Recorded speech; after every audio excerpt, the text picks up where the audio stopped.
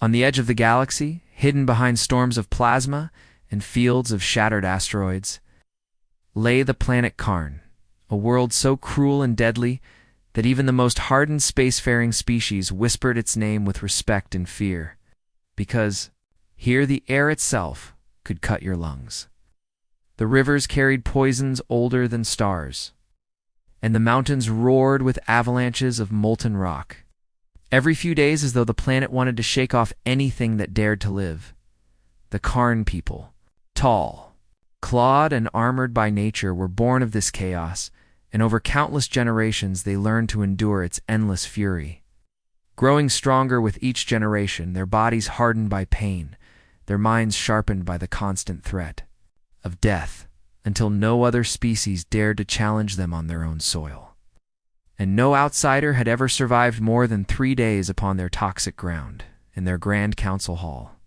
Built from bones of the greatest beasts and black stone carved, with scars of ancient battles, the High Council of Karn gathered, as they always did at dusk, their jagged thrones circling a great pit of fire where messengers delivered news from every corner of their world. And tonight, the fire burned brighter than usual as a young scout burst through the heavy gates and fell to his knees before the council, his breathing ragged from running, but his eyes wild with urgency.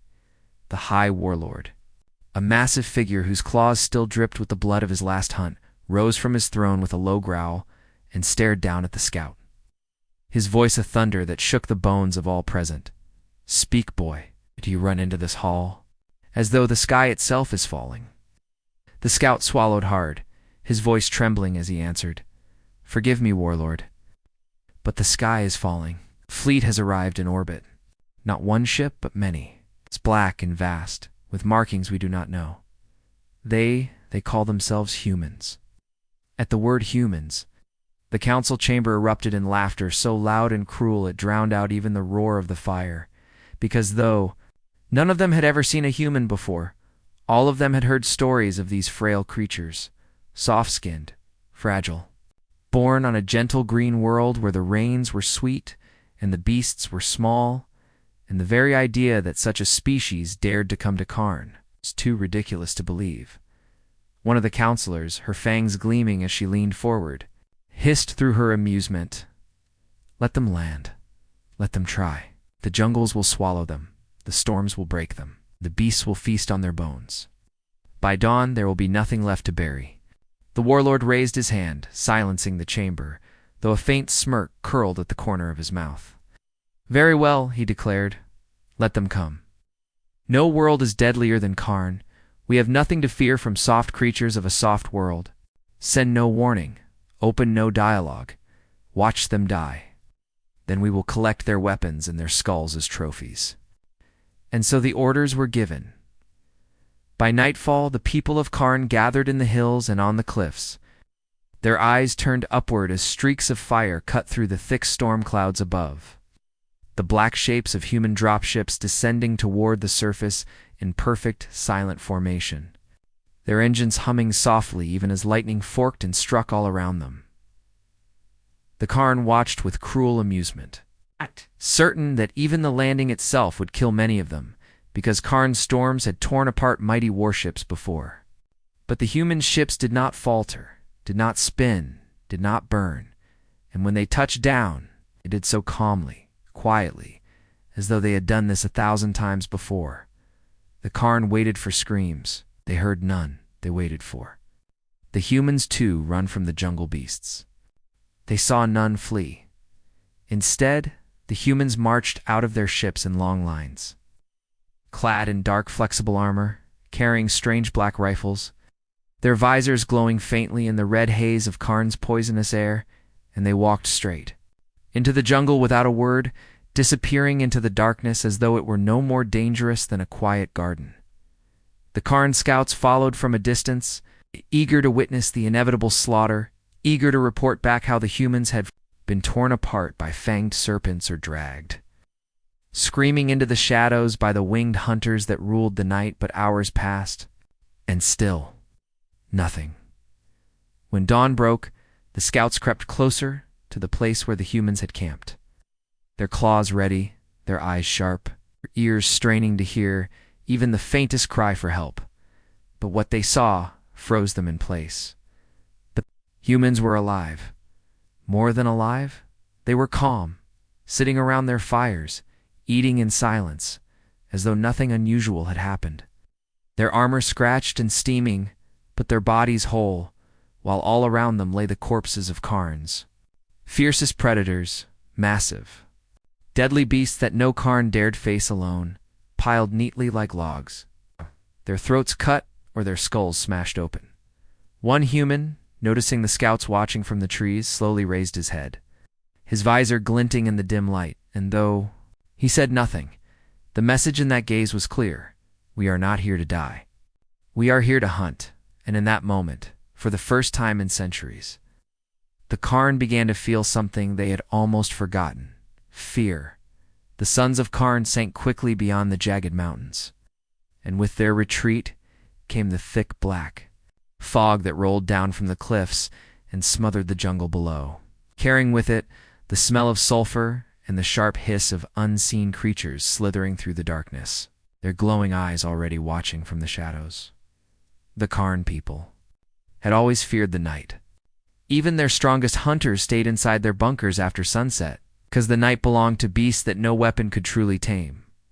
Winged serpents with fangs that dripped acid, packs of shadow wolves that moved so fast they seemed to disappear, and the enormous sand crawlers that emerged silently from beneath the ground to drag anything unlucky enough to still be outside down into the depths.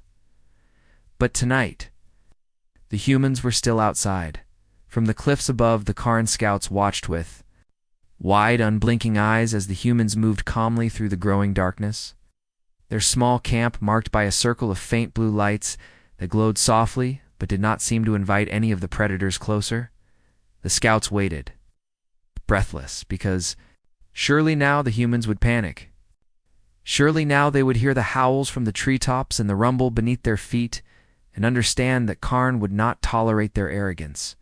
But the humans did not panic. Instead, they moved with strange purpose, splitting into pairs and vanishing into the jungle, their black rifles glinting under the faint starlight, as though they already knew where the danger would come from.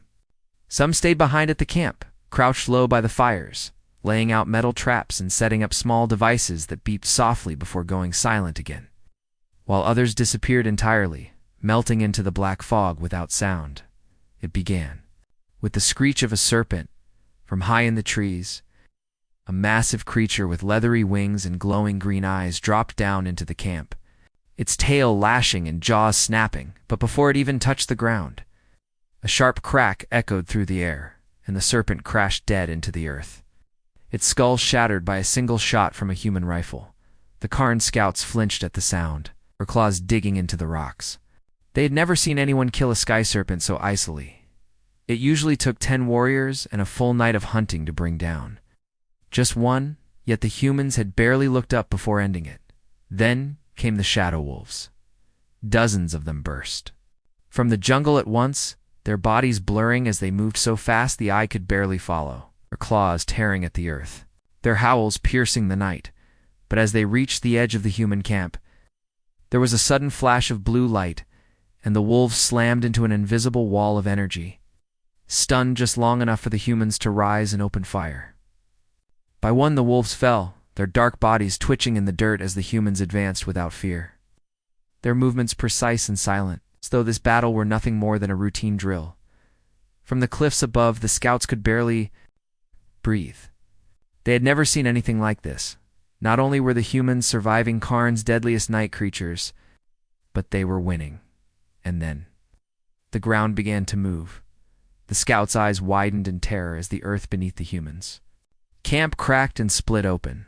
A massive sandcrawler, bigger than any creature the Karn had ever dared to hunt, erupted from the ground with a deafening roar, its jaws snapping and its many legs thrashing as it struck out at everything. In sight, even the Karn scouts backed away, their instincts screaming at them to flee, because nothing had ever defeated a sandcrawler before, not even the Karn themselves. But the humans did not run. They moved as one, raising strange tubes that glowed faintly at the tips, and then, without a sound, They unleashed blinding arcs of white light that struck the creature's armored hide, cutting through it like it was paper. The sandcrawler thrashed wildly, its massive form crashing into trees and tearing up the ground. But the humans simply adjusted their aim and fired again and again, until finally the beast let out one final shuddering cry and collapsed, its body smoking in the cold night air. Silence fell over the jungle. The Karn scouts stared down at the camp, their hearts pounding in disbelief. Because in all their history, no one, no warrior, no army, no creature had ever stood unshaken through a Karn night. And yet here stood the humans, alive and calm, already stacking the cores.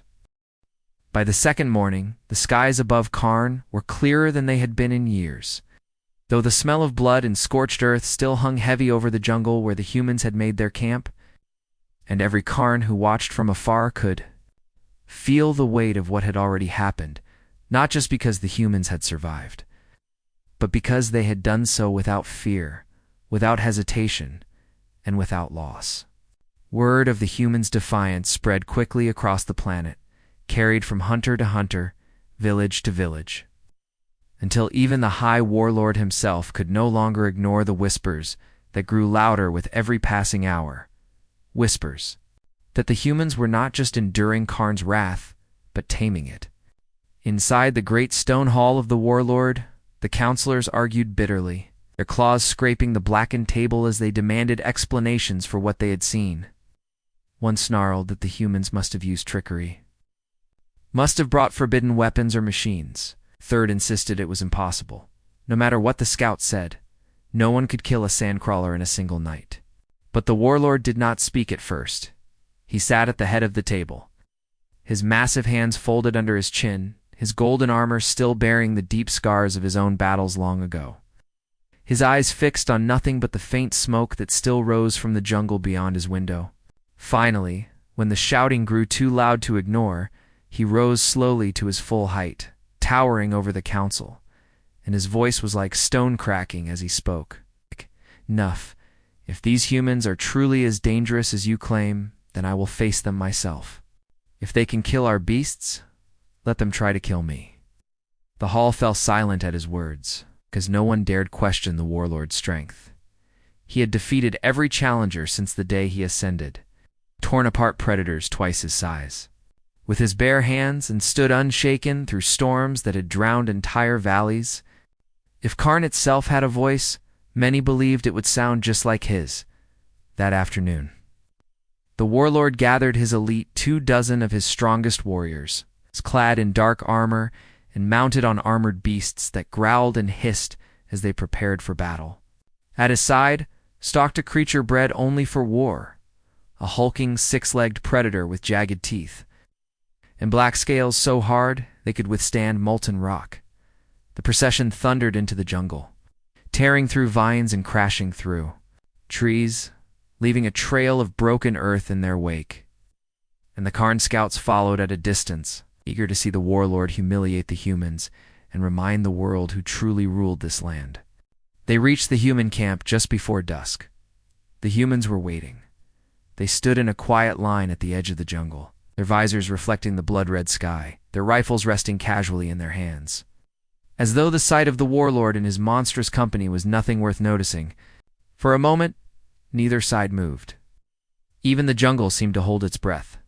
Then the Warlord dismounted from his beast, his clawed feet sinking into the earth as he walked forward, his armor gleaming, his voice carrying across the silent clearing like a hammer striking steel.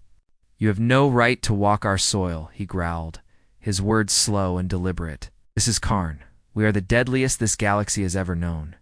You have mocked our strength for too long. Leave now, or die here, like all the others who dared to stand against us." The humans did not flinch. They did not even raise their weapons. They simply stood, watching, as though the Warlord's challenge was nothing more than a whisper in the wind. Finally, one of them, their leader perhaps, stepped forward. His black armor marked with faint scratches from the previous nights, his visor glowing faint blue as he spoke. His voice was calm, quiet, and yet it carried across the clearing with terrifying certainty. "We are not here to leave." He paused, the faintest smirk hidden behind the smooth mask. "We are here to teach you what a real death world looks like." Before the warlord could respond, the humans moved, faster than the eye could follow. They spread out in perfect formation, their rifles raised in unison, their traps already springing to life as the ground beneath the warlord's warriors erupted. With blue energy, stunning the armored beasts and sending the elite soldiers sprawling, the massive predator at the warlord's side lunged forward with a roar. But the human leader drew a long black blade from his back, glowing faintly along its edge, and in one smooth motion, he sliced through the creature's neck, its head dropping silently to the ground before it even realized it had been struck. The warlord froze where he stood, staring at the humans as they closed in from all sides. Their movements precise and unstoppable, and for the first time in his life, he felt something sharp and cold crawl up his spine. It took him several long moments to recognize it for what it was. Fear. And as the humans surrounded him, their silent gaze heavy with quiet judgment, he finally began to understand that perhaps Karn had never truly been the deadliest world in the galaxy. Perhaps that title belonged to Earth all along. Warlord of Karn had never knelt before another living being in his entire life, but now, standing in the center of his own jungle, surrounded by silent humans, whose black armor glimmered faintly under the red skies, he felt his knees begin to weaken, and for the first time in countless battles, he understood what it truly meant to lose. All around him, his elite warriors, the strongest of his people, trained since birth to fight and conquer, lay sprawled in the dirt, their weapons shattered, their beasts either dead or fleeing into the dark jungle, leaving behind nothing but silence and the acrid smell of burning flesh. The human leader stood just a few steps away, still holding that strange, glowing blade, its edge faintly steaming from the blood of the great predator he had killed just moments earlier. And though his face was hidden behind that black visor, the warlord felt the weight of his gaze pressing down like a mountain. The Karn scouts who had followed this confrontation from the cliffs now watched in stunned silence, their claws gripping the rocks as they witnessed what none of them could have believed possible. The High Warlord of Karn, humbled, standing, powerless as the humans tightened their circle around him, each step measured and precise. The human leader finally lowered his blade, his calm voice cutting through the silence. "This world is not what you think it is." His words sent a chill through every Karn in earshot, because though they were simple, they carried a strange certainty, not as a threat, but as a fact already proven. Then the humans moved. They began spreading through the jungle in pairs, their boots barely making a sound as they worked quickly and efficiently, planting strange devices that embedded themselves into the ground with quiet beeps, while others climbed into the trees, cutting through vines and laying thin wires that glimmered faintly before vanishing into the shadows. The warlord watched, unable to look away, as the humans transformed his jungle in a matter of hours, tearing through it with a kind of ruthless elegance that no Karn hunting party could have ever matched. They felled massive trees with silent charges that reduced them to splinters in seconds. They set traps that caught even the swiftest shadow wolves before they could blink. And everywhere they walked, they left behind faint trails of blue light that spread out like veins through the jungle floor, humming softly as if the entire forest itself now answered to them. By the time the second night fell, the humans had built an entire perimeter of faint blue energy walls that crackled softly in the dark, closing a large section of the jungle where no creature, no matter how fast or deadly, could enter without being cut down in an instant. The Karn who dared to approach the perimeter found themselves stopped in their tracks by a sudden invisible force, their bodies frozen in place as if the very air had turned to stone, while the humans inside moved freely, dismantling the wildest parts of the jungle as if it were nothing more than a stubborn garden. The warlord could only watch, his pride breaking piece by piece, as the humans carved paths through the toxic swamps, drained the deadly rivers, and erected strange black towers that pulsed with light and emitted a low hum that seemed to quiet even the fiercest beasts of Karn. The hunters of his world, who once ruled these lands, now cowered at the edges of the jungle, afraid to even breathe in the direction of the humans. On the third morning, The warlord was forced to stand and watch as the humans brought forth massive machines, sleek, crawling constructs that dug into the ground and left behind walls of black metal that rose higher and higher, reshaping the land into something both alien and terrifyingly orderly. One of the Karn scouts, unable to keep quiet any longer, whispered from the cliffs, They are building a fortress. On our soil? And though the words were soft, they struck the warlord like a blade through his chest, because he knew they were true. The humans had not come to conquer the Karn in a single battle, nor to kill them all at once, but to claim their world piece by piece, replacing its wild chaos with their cold precision until nothing of the old Karn remained. That night, the warlord was brought before the human leader again. This time he did not roar or threaten. He simply stood silently as the human looked down at him, that faint, unreadable visor glinting in the faint blue light of their growing fortress. After a long pause, the human finally spoke. His voice quiet but heavy enough to crush what little defiance still lingered in the warlords. Even though the warlord of Karn had already lowered his head in defeat, not everyone in the mountains and jungles was willing to accept the human's silent dominance. Because among the Karn there still lived many warriors who believed in the old ways, warriors who whispered that their world could never truly be conquered, that no matter how clever or cruel the humans seemed, the heart of Karn would always fight back. On the fourth day after the humans arrived, in the deepest part of the northern jungle, a group of hunters gathered under the cover of darkness, their armor painted black with ash, their weapons tipped with venom drawn from the deadliest serpents, and their voices low as they swore to drive the humans from their soil or die trying. They called themselves the Last Teeth. And they were led by a young warrior named Koresh, lean and fast, with scars crisscrossing his arms from years of hunting, the jungle's most dangerous prey, and eyes that still burned with defiance. Koresh spoke to his warriors in a whisper, so sharp it cut through the night. We are Karn. Our blood is older than these forests. Our claws have torn apart the beasts of this world since before their son was born.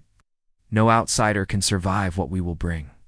And so, the Last Teeth crept through the jungle toward the humans' glowing perimeter, moving silently through the thick fog, careful to avoid the faint blue lines on the ground, their eyes fixed on the black towers that now rose above the trees. Like silent sentinels, at first it seemed easy. The humans did not move. The blue walls of energy hummed softly but left wide gaps where no guards stood. Koresh signaled for his warriors to advance, confident that the humans' arrogance had left them blind to the danger lurking in the dark. But as they slipped closer, the air itself seemed to grow colder, heavier, as though the jungle were holding its breath again. And that was when Koresh noticed something strange. The closest human was standing at the edge of the trees, perfectly still, his visor glowing faint blue in the fog, his black rifle resting at his side. But Koresh could swear the human had been standing there before he even began moving, as though he had been waiting all along. Still, Koresh raised his claw and gave the signal to strike. The hunters leapt from the trees with a roar, spears and blades flashing, their war cries echoing through the clearing, and for a moment, it almost felt like the old stories, when Karn warriors ruled the night. But the moment didn't last.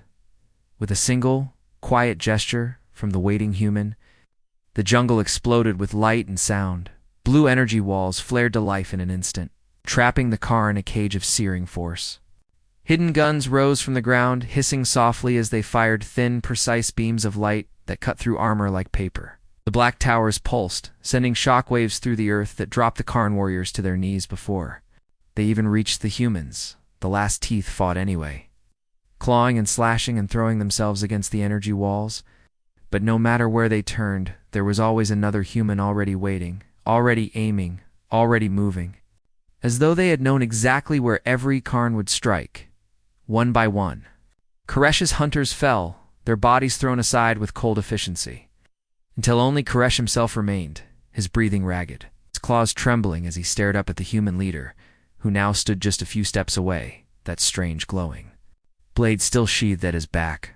Koresh bared his teeth, forcing the words through his pain. You cannot tame this world. It will kill you. just as it kills everything. But the human only tilted his head slightly, his visor glinting in the faint light. And when he finally spoke, his voice was as calm as the night air. It already has. We just learned how to kill it back. Then, with another soft gesture, the humans stepped aside, and the energy walls faded. Koresh fell to the ground, defeated but alive, as the humans returned to their silent work, rebuilding the jungle in their cold, precise way. Never once glancing back at the fallen warriors. From the cliffs above, the Karn who watched felt a heavy silence settle over them, not just fear anymore, but something worse, the realization that their resistance had been expected, even welcomed, as though the humans had simply been waiting to see how long it would take before the Karn tried and failed. In the end, the last teeth left the jungle, broken and quiet, their bodies carried away by the wind. While the humans continued their work, their glowing towers rising higher, their strange blue lights spreading farther, as though nothing at all had happened. And Koresh, lying in the dirt, and staring up at the stars through the fog, could only whisper one final thought before the darkness took him. If this is what Earth brings, then no world is deadlier than theirs. For countless generations, the Karn had never known the meaning of submission, because their people were born from storms and raised by predators, and no creature, not even the merciless world itself, had ever truly broken their spirit. But on the 6th day after the humans arrived, the council of surviving Karn leaders gathered once more in the great bone hall, though this time the fire in the center burned low and weak, and their claws hung at their sides instead of striking the stone in anger, and their voices were quiet. As they spoke of things they had never dared to speak of before, mercy, surrender, and survival. The High Warlord did not sit upon his throne now, for it had been shattered the night before by the humans' machines, as if to make a point that even the mightiest Karn was nothing to them. Instead, he stood at the center of the room, his massive frame hunched and his armor cracked, staring down at the blackened floor where the names of all his ancestors had been carved into the stone, a reminder of everything he would now fail. To protect, one by one, the surviving counselors spoke, their voices low, but heavy with fear. "We cannot fight them," one whispered. "They see everything. They know where we strike before we even move. We are only killing ourselves." "They have already claimed the jungles," another muttered. "Even the rivers are quiet now. The beasts have fled. The air smells of them." This is no longer Karn, but it was an elder counselor, her face lined with scars from battles fought long before the others were born, who finally said what none of them dared to before. "We must go to them. We must ask what they want. If they wish for blood, then let it be quick. If they wish for our world, then let them take it. But we cannot continue to watch our people die for nothing." And though the words tasted like ash on their tongues, no one disagreed. So, as the twin suns began to set on the 6th day, the High Warlord and the surviving counselors climbed the cliffs above the jungle and began the long walk down into the humans' newly claimed land. Step heavier than the last, the silence around them broken only by the faint hum of the humans. Glowing towers and the occasional crackle of blue energy rippling through the air. The jungle they walked through no longer felt alive. The vines no longer writhed like snakes. The predators no longer stalked the shadows. And even the air, once thick and heavy with poison, now carried only the faint metallic scent of the humans' machines. The jungle did not feel like Karn anymore. It felt like theirs. When they finally reached the perimeter, they stopped, because the humans were already waiting. A line of black-armored figures stood in the clearing, their visors reflecting the dying light, their rifles held loosely but ready, their silent presence heavier than any roar of the beasts that once ruled this land.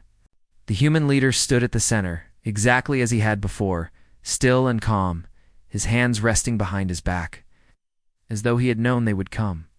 The High Warlord stepped forward alone, lowering his head, his claws curling into the dirt. As he spoke in a voice that cracked despite his best effort to keep it strong, We come to speak." The human leader tilted his head slightly but did not respond. The warlord continued, forcing the words past his pride. You have shown us what you are. You have taken what you wish. We ask only, what is it you seek now? Is it to kill us? All to burn the rest of our world? Or will you allow some of us to remain? The silence that followed was worse than any answer. The humans did not move, did not speak. The only sound was the faint crackle of their machines behind them.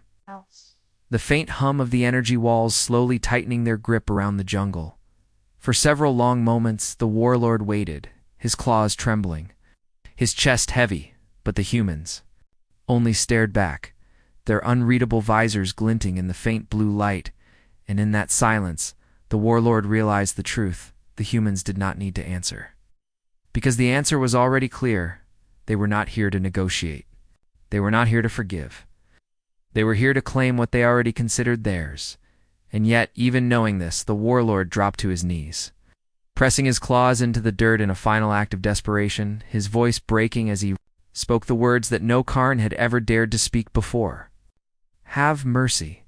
The human leader stood silently for a moment longer, then slowly raised his hand, and behind him the black towers pulsed brighter.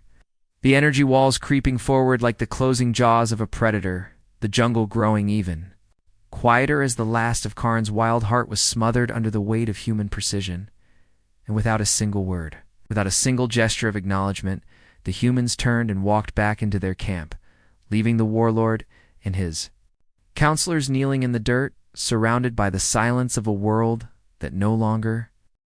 On the seventh day, the sun rose over Karn in silence, casting pale light across the shattered jungles and the dark towers that now stretched high into the sky, their faint blue glow spreading like veins through the earth.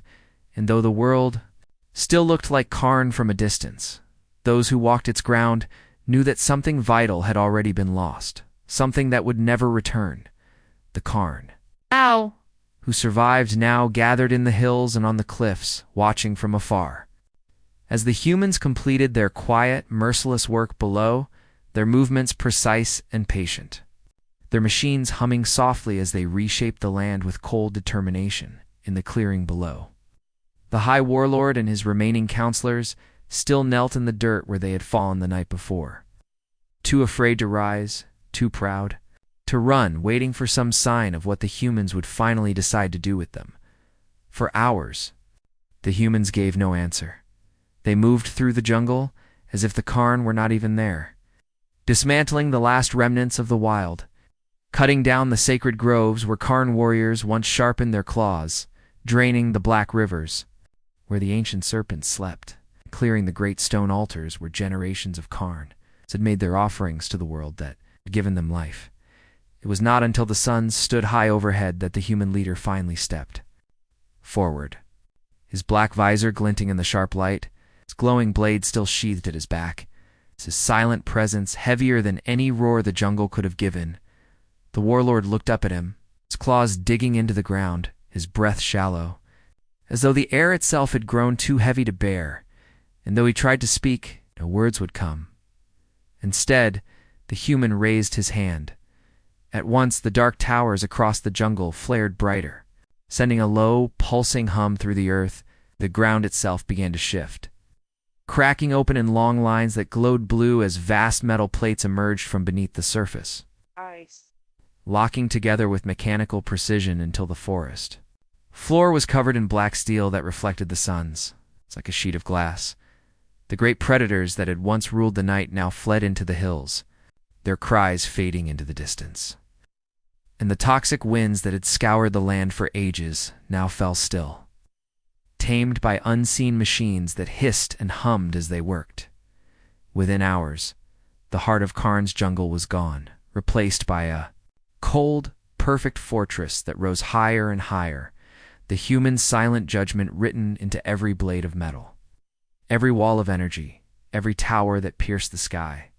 The Karn on the cliffs watched with hollow eyes, their claws hanging, useless at their sides, because they understood now that the jungle had not simply been claimed, it had been erased.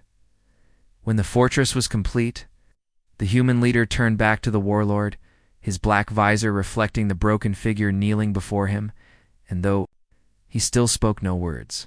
His quiet stare carried more weight than any speech ever could. The warlord lowered his head once more, his voice breaking into a hoarse whisper.